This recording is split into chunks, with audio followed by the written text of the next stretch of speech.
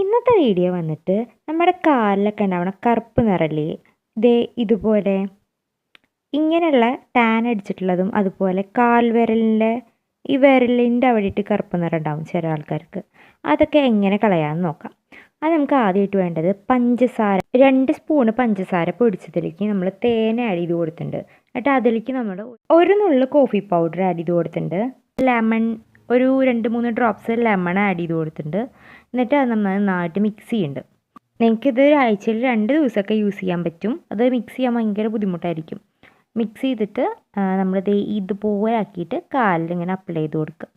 എവിടേക്കാണോ കറുപ്പ് നിറമായിട്ട് നിൽക്കുന്നത് അവിടെ വിരലിലും അതുപോലെ കാൽമുട്ടിൻ്റെ അവിടെയും അങ്ങനെയൊക്കെ ആയിട്ട് നമ്മൾ പരട്ടി കൊടുക്കുക.